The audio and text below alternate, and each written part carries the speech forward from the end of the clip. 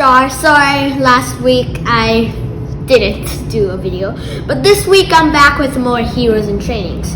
Now, this one, Cronus and the Threads of Doom. First up, if you haven't checked my other heroes and training videos, I suppose you should start there, especially with Zeus and the Thunderbolt of Doom. I think that's where you start, because book 1 and then it's gonna be up. There's a lot of things going before it since I couldn't get book 5 out of the library, so I had to do without the book anyways. Okay, back on topic. Now, last book I hinted you Cronus will actually be in the book. Yes, technically a bit in the last part. Now, let's start. So, a giant spider kind of comes, there's a web in the sky, sounding like surrender Olympians and stuff. And the Olympians were kind of out of food. They tried to battle the webs and the spiders, and it ended up 3 of the Olympians missing. I think it was Eris, Hades, and Demeter, probably, not sure. And then after that, the Olympians were walking around. And then after that, there was something on the thread. The thread can write stuff, right? The thread can write stuff, and it produces spiders, which one of the spiders is Arachne. Now, you're gonna learn about that person later. Now, after that, well, there was a writing called Mortals, Save Yourselves. Bring us to the Olympians. Now, the Olympians that time were like puzzled. So, who is the Olympians had to run out? Mortals, King Cronus, and the cronies.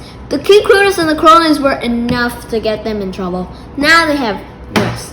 But the people weren't really that bad. They really didn't like Cronus, also knew Cronus was a bad man, and helped the Olympians, gave them some food, some clothes, and some weapons, which turned out to be bows and arrows. Now, when this turned out, they also met another Olympian, because Pythia, again, she's magical, she's an oracle, turns out from nowhere, brings her the goddess of cleverness and wisdom. What is she called? Athena. Now, yes, she's named after, the city of Athens is named after Athena. Now, of course, Pythia mixed things up, and her name was Hyena and the goddess of foreverness, which is close enough, I guess. But okay, next thing, she told about her story that she is very smart and she can make things. She's very good at inventing things. But at first, she turned out pretty dumb.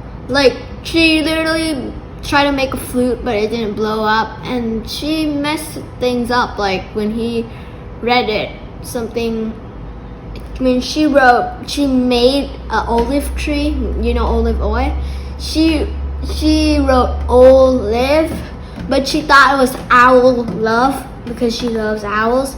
But she wrote olive, so that's probably the start of why an olive tree is named olive tree. Okay, and first time Olympians tried olive, it was probably one of the worst things the Olympians ever ate. But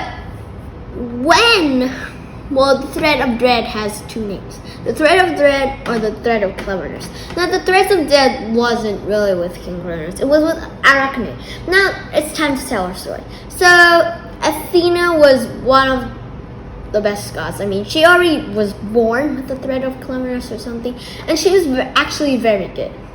Now, Arachne was kind of angry and challenged her in a weaving contest. Now, Arachne kind of cheated. She knew that, Athena wouldn't win without her thread of cleverness, which can weave things and write things and make things, and codes of Athena's cleverness. So,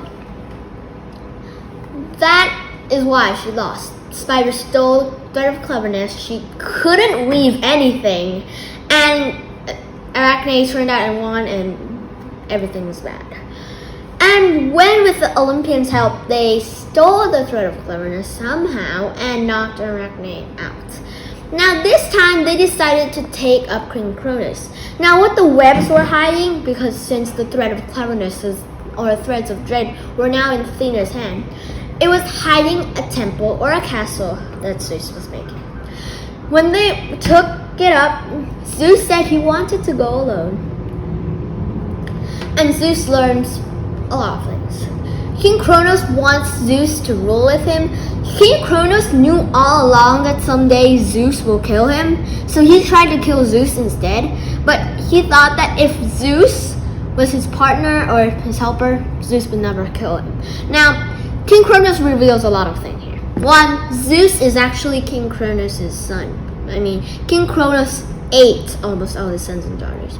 Zeus, Demeter, Hera, and a lot of people were actually King Cronus' son or daughter. After that,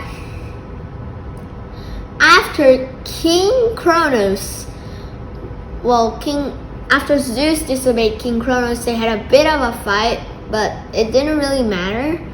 And Zeus used the thunderbolt to kind of like, when Zeus used his thunderbolt to try to zap Cronus like the other cronies, Cronus knocked out his hand once, but when bolt came back to Zeus again, he pinned down the bolt in his arm.